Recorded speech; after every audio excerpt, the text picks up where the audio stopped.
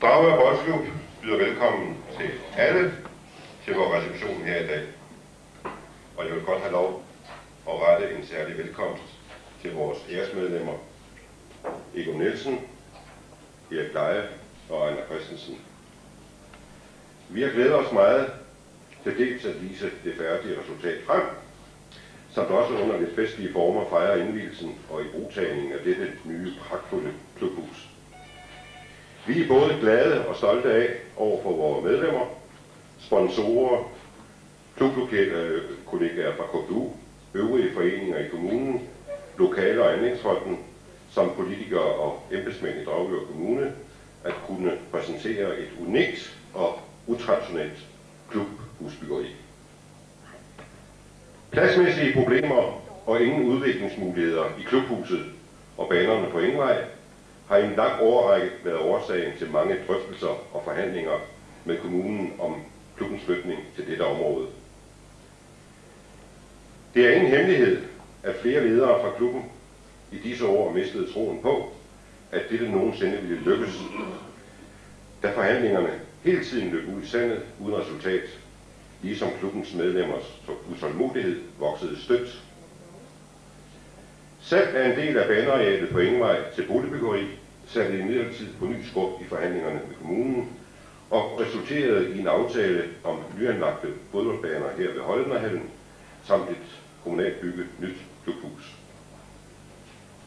Denne aftale blev dog annulleret af et nyt politisk flertal efter sidste kommunevalg, da den nye kommunalbestyrelse ikke så sig i stand til at løfte opgaven økonomisk. Humøret faldt til nulpunktet. Frustrationerne var store. Spørgsmålet var, hvad gjorde man nu? Allerede i begyndelsen af 40'erne opførte Dragør Boldklub klubhuset på Engvej, som vi nu har forladt. Og igen i midten af 70'erne opførte vi tennisklubhuset på Engvej, hvor Dragør Tennis stadigvæk har domicil. Ingen havde forestillet sig, at Dragør Boldklub igen skulle påtage sig rollen som bygherre, men det er imidlertid sket, om end nødtvunget. Og man kan vel dermed sige, at vi har levet op til tidens trend, hvad angår udlicitering og privatisering. Vi tog springet af hensyn til vores klubs fremtidige eksistens og vores medlemmers trivsel. Klubben ville være ødelagt ved en afventen af en kommunal løsning på klubbens nødvendige udflytning. Vi håber dog ikke, at vores initiativ har skabt præcedens, så vi indirekte har spændt ben for fremtidig kommunal udbygning af idrætsfaciliteter til andre idrætsgrene i kommunen. Ulempen ved at påtage sig det, vi og idrætsorganisationerne opfatter som værende en kommunal opgave, er selvfølgelig en yderligere økonomisk byrde for klubben i en lang årrække.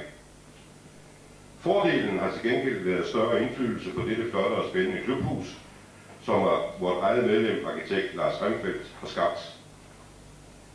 Set gennem idrættens konkurrencebriller forekommer det alligevel forkert, når eksempelvis nabokommunen stiller tilsvarende faciliteter til rådighed for vores klubkollegaer i Tårnby. Vi er nu på forhånd tvunget til at bruge mange kræfter på indtægtsgivende aktiviteter, der intet har med idræt og fodbold at gøre. Lars Remfeldt kan Dragør Boldklub ikke takke nok for den ildhu og entusiasme, han har lagt i byggeriet. Det er derfor glædeligt, at han har fået det store skulderklap fra Lokale- og Anlægsfonden, at vores nye klubhus, som et af 6 projekter ud af cirka 150, som fonden har ydet tilskud i 99, er udtaget til særlig omtale i fondens årsberetning. Tillykke, Lars, og tak for den store hjælp. Lokale- og Anlægsfonden er billedligt talt fundamentet i hele vores klubhusbyggeri. Uden fondens tilsagn om både tilskud og lån, ville det ikke have været muligt at gennemføre vores forehavende. Derfor tak til Jørgen Christoffersen for Anlægsfondens vurdering og tilkendegivelse af, at Lars Remfeldts projekt var godt og kvalitetsmæssigt befandt sig inden for fondens kvalitetsnormer. Tak for samarbejdet, og endnu en gang undskyld for de opståede misforståelser omkring byggeriets igangsætning. Vor konsulent og rådgiver, Vito Rasmussen fra DIF, Danmarks Idrætsforbund, har fra starten været katalysatoren, den positive igangsætter, der skabte inspirationen til, at vi turde påtage os byggeopgaven. Tidligt erfarede vi hans store ekspertise inden for det skatte- og momsmæssige område. Men vi blev også visket i øret, at han var utrolig god til at række en hånd, når tingene gik i hårdknude. I sandhedens navn har han bekræftet disse signaler til overflod. Din hjælp har været uvurderlig. Tak for det, Willy. Når jeg tidligere nævnte, at Dragør Kommune ikke skønnede økonomisk at kunne magte en byggeopgave, der efter vores opfattelse burde være kommunal, skal det retfærdigt siges, at der under de givne omstændigheder i hele projekterings- og byggefasen er udvist både velvilje og imødekommenhed fra kommunalbestyrelsen samt involverede embedsmænd. Lad mig dog i dag, så indtrængende det lader sig gøre, sige til borgmesteren og øvrige tilstedeværende kommunalbestyrelsesmedlemmer: når Dragør Boldklub har påtaget sig denne opgave, så hjælp os med ikke at gøre betingelserne for snærende og restriktive. Til syvende og sidst er vi fortsat afhængige af de kommunale tilskud og anden hjælp for at vores sejlads kan lykkes. Forleden fortalte jeg på boldklubbens generalforsamling, at det har kostet mange ressourcer at nå hertil, hvor vi befinder os i dag. Jeg sagde også, at mit temperament flere gange har været på kogepunktet, samt at jeg flere gange har været på nippet til at kaste håndklædet i ringen og løbe skrigende bort. Jeg er i dag overbevist om, at årsagen til det lykkedes at holde ud, skyldes det fortræffelige samarbejde, der har været med min kollega i udflytningsudvalget, Dorte Brink. Dorte har udført et utroligt stort stykke arbejde og har med sin kvindelige snille været i stand til at gyde olie på de oprørte vande. Dragør Boldklub siger tak til alle entreprenørerne samt involverede håndværkere for et særdeles veludført arbejde. Også en tak skal lyde til vores lokale Amagerbank for det tildelte byggelån, der indtil dags dato har været grundpillen for byggeriets færdiggørelse. En personlig tak kunne være rettet til mange flere, men slutlig vil jeg tillade mig at udtrykke Dragør Boldklubs taknemmelighed til alle for jeres fremmøde, samt forskelligartede indsats for, at Dragør Boldklub i dag er flyttet ind i nye, spændende og inspirerende omgivelser. Forhåbentlig til en ny æra og epoke i vores klubs historie, men også til gavn for fodboldspillets fortsatte trivsel og videreudvikling i Dragør. Med disse ord erklærer jeg hermed Dragør Boldklubs nye klubhus og officielt indviet.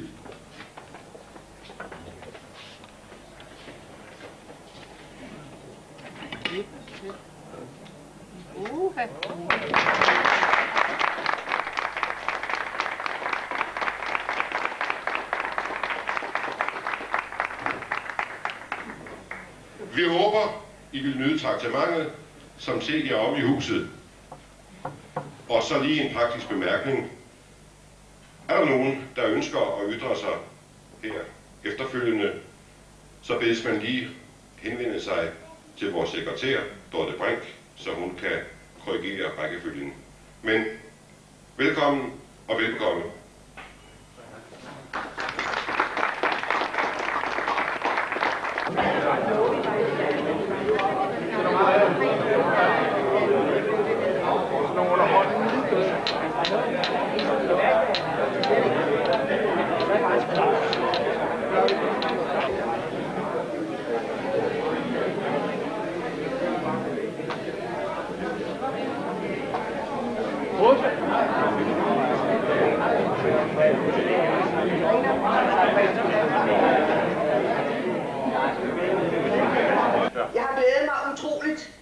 at komme her i dag.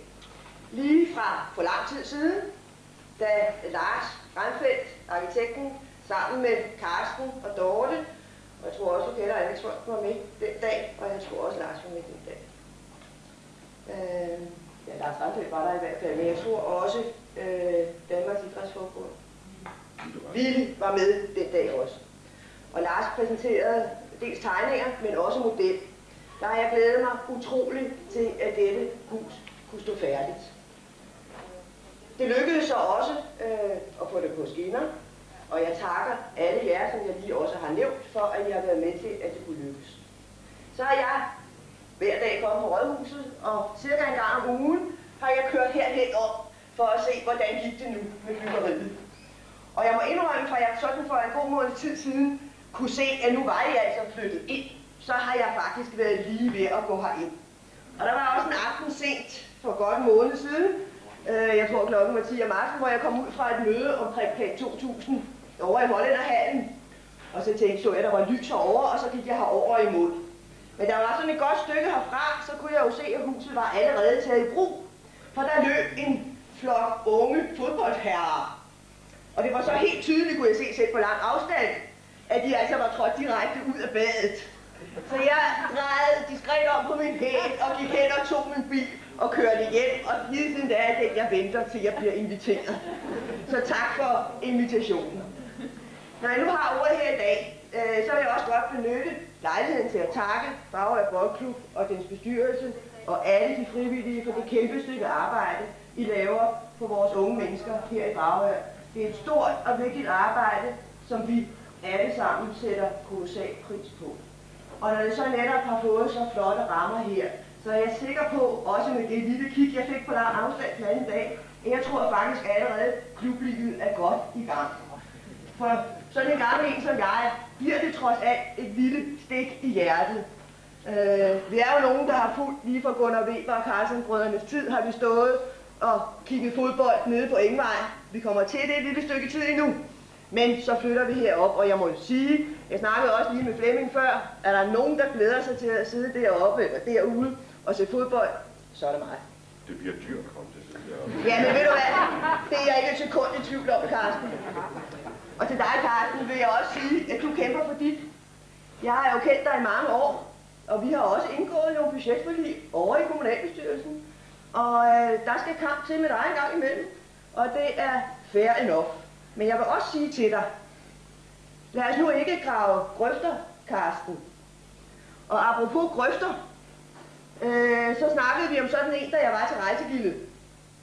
Fordi I var nervøse for, hvem der kunne køre ind over, og så videre, og så videre. Men vi har stukket lidt følere ud, og vi kunne forstå, at grøft var ikke det, I havde allermest lyst til at få. I manglede, deres største ønske var nogle hegn.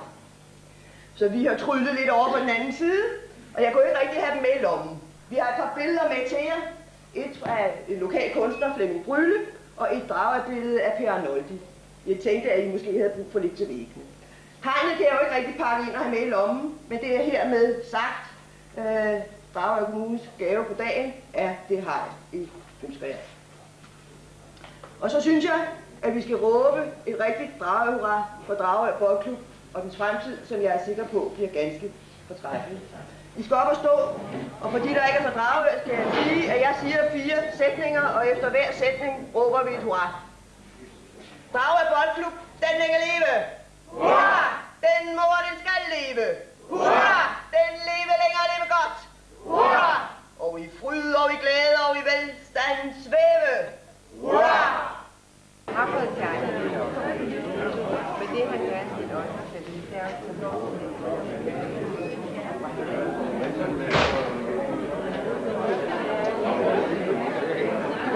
Jeg ved ikke, om jeg behøves en mikrofon, det er så sjældent, men lad det nu være. På en måde gør det mig glad, at vi har fået et nyt klubhus. Men som en af de gamle grupper, jeg hører med efterhånden til den klasse, er det med sorg og bedrøv, at jeg gik fra det gamle klubhus. Fordi vi har så mange mænd dernede, og det skal man lige slå i det. Men lad det nu være, for jeg er ualmindelig glad for det her smukke bygning. Og jeg skal ikke gøre det langt, men prøv at gøre det så kort som vel muligt. Og så vil jeg gerne have lov at sige til huset: kære klubhus, Gubberne Dragør Boldklub vil gerne sige tak for alle de år fra 1928 i vores gamle klubhus, og håber, at vi må få vores nye klubhus i samme ånd. Derfor denne lille gave, som vil tælle timerne frem til kammeratskab og sportslig fremtid med erbødighed og sportslig fremtid, Gubberne. Og det her, det er et ur, og jeg har talt med vores 2 dejlige håndværkere, i hvert fald den ene, og hvis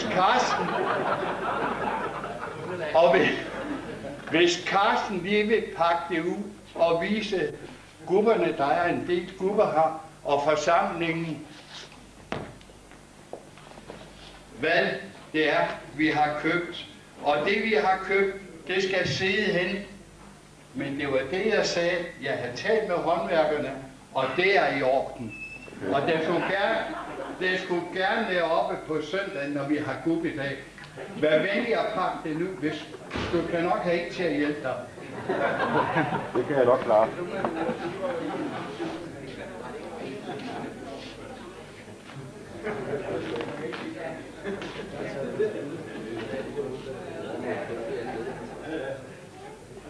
Det er meget flot, Flemming.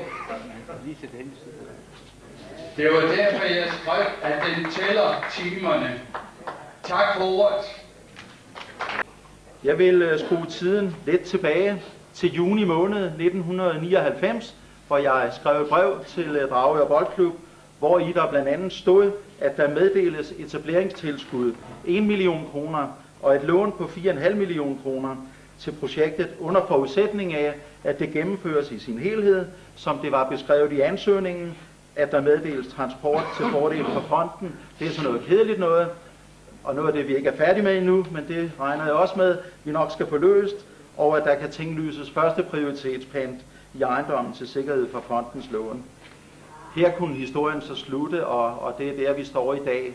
Men jeg synes også, det er værd at bemærke, at bag den forholdsvis korte beslutning, jeg her har læst op, der ligger altså gemt mange års stadig kamp og dygtigt arbejde fra Dragør Boldklubs side. Historien går længere tilbage, end jeg kender den, men det er rigtigt, som borgmesteren var inde på. Jeg tror, det er 3,5 år siden. Vi mødtes første gang og tog hul på debatten, og så har processen kørt, og så har den været afbrudt og været genoptaget, og Boldklubben har mistet modet indimellem og har ikke troet på det, og til sidst lykkedes det, og det er jeg også glad for. Fondens støtte var begrundet dels i nogle aktivitetsmæssige ting og dels nogle tekniske ting. På det aktivitetsmæssige område, der vil jeg sige om klubben og projektet, at Boldklubben er en meget aktiv forening. Den har et stort ungdomsarbejde. Udover de egentlige sportslige aktiviteter, så gøres der også i klubben meget for at skabe noget socialt arbejde og noget samværsmæssigt arbejde, sådan så børn og unge, som vi også har hørt borgmesteren fortælle om, kan more sig, kan have det skægt, kan spille bordtennis, kan spille bold, kan have nogle rare aktiviteter herhenne. Og der er jo altså også lagt op til i formiddags- og eftermiddagstimerne, at ældre borgere i Dragør kan komme hen og bruge faciliteten til ældre- og senioraktiviteter. Så det vil blive det, vi i fondens forstand forstår ved et multianvendeligt klublokale. Arkitektonisk set har vi skrevet, men det behøver jeg jo egentlig ikke at sige. Det kan alle forvisse sig om ved at kigge rundt, at klubhuset vil overfor Hollænderhallen markere sig smukt og selvstændigt, og det meget markante kileformede centralrum, det er det, vi sidder i. Det er utraditionelt, har et utraditionelt formsprog. Rummet i sig selv indeholder nogle rummæssige oplevelser, og det vil kunne danne et utraditionelt samlingssted for de aktiviteter, jeg før nævnte. En del af de ting, jeg ville ind på, har Carsten Westring nævnt i sin tale, så jeg skal gøre det kort. Men som Carsten var inde på, er det rigtigt, at vi har vurderet, at projektet var så godt iblandt de 99 støttede projekter, at vores informationsmedarbejder, Lotte Molsing, som også er med til stede, hun valgte det ud og laver en god historie i årsberetningen. Så den vil vi sende herud i et par eksemplarer, så I også der kan læse, hvad vi har følt om projektet. Carsten, hvor er du henne? Du står der. Du stak mig en undskyldning, og den vil jeg selvfølgelig tage imod, det er klart. Og det er passé, men jeg synes alligevel på en festdag som i dag, jeg vil bemærke, jeg skal ikke gå dybt ned i historien, og hvis nogen vil have en forklaring, så må de spørge Carsten og ikke jeg.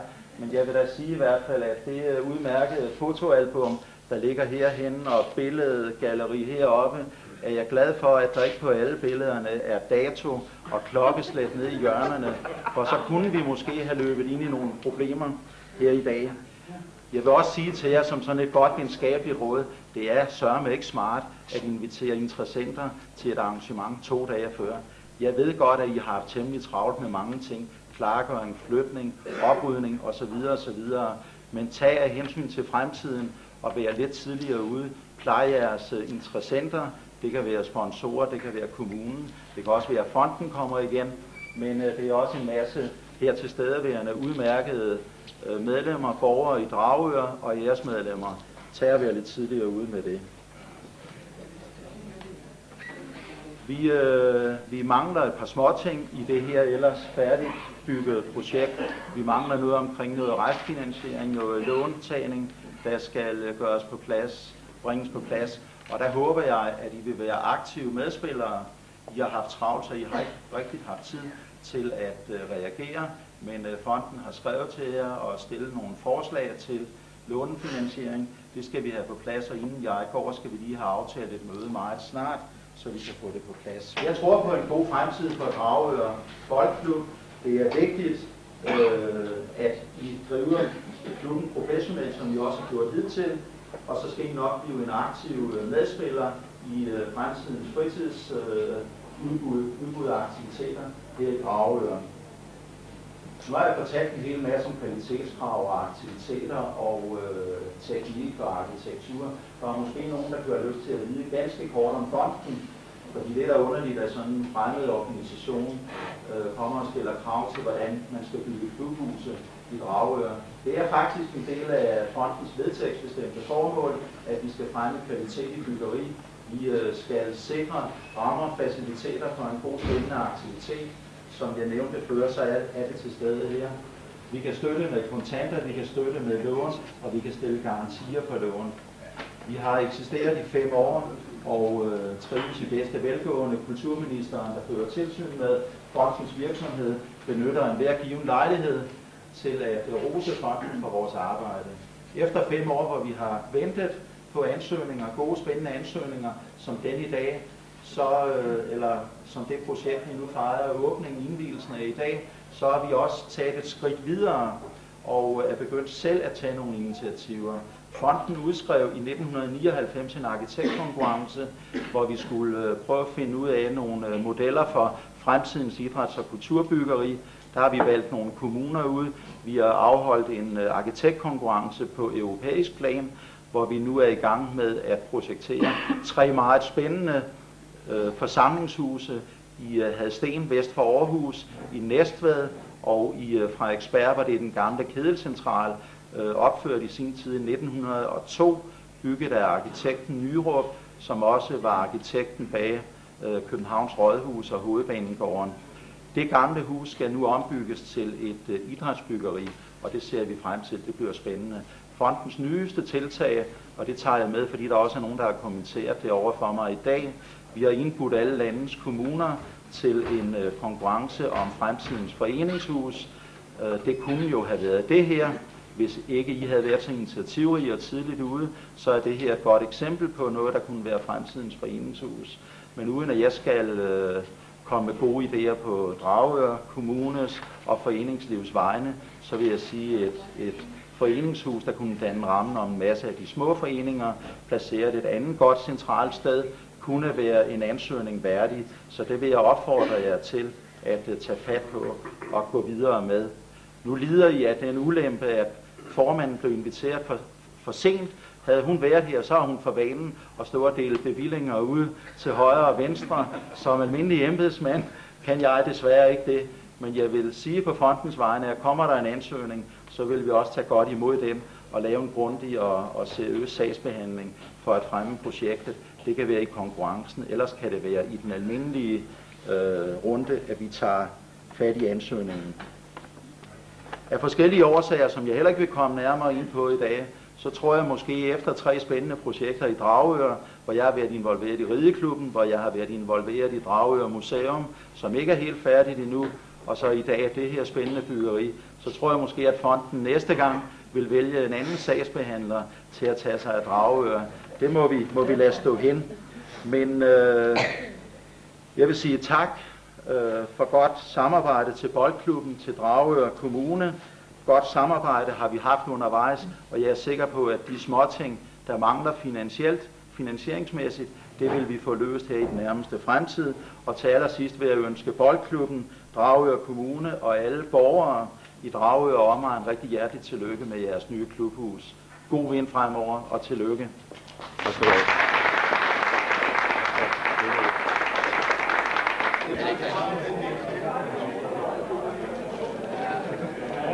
Ja. Den er fra gymnastik, og det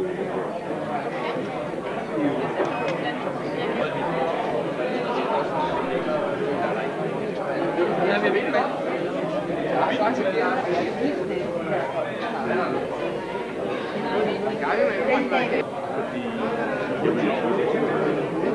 Fordi så kan du også få både markedsføring det havde ikke nogen repræsentation i Skandinavien.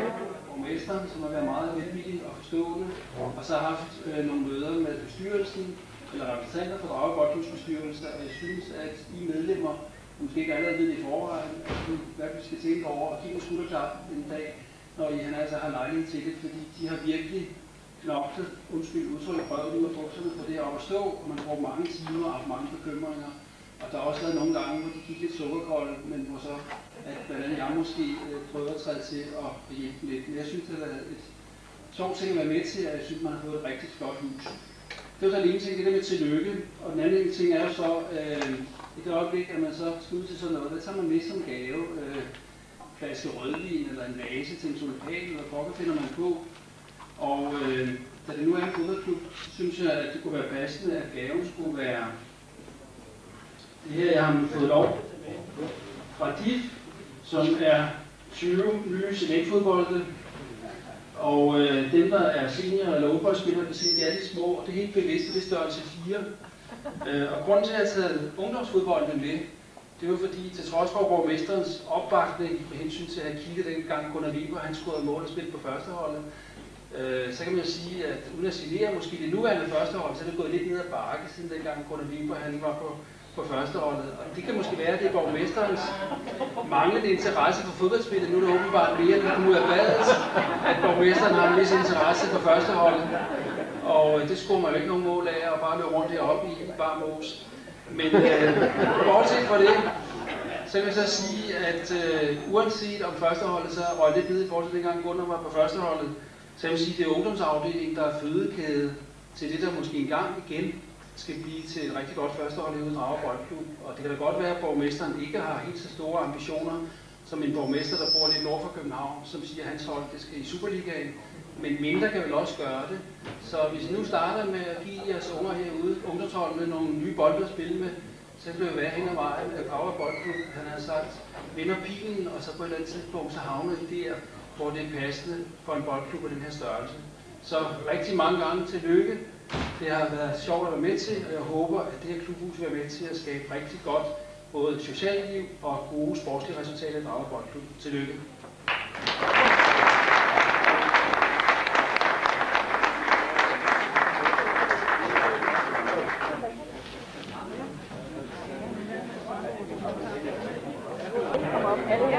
Så de starter i babystørrelsen, og så fortsætter de bare.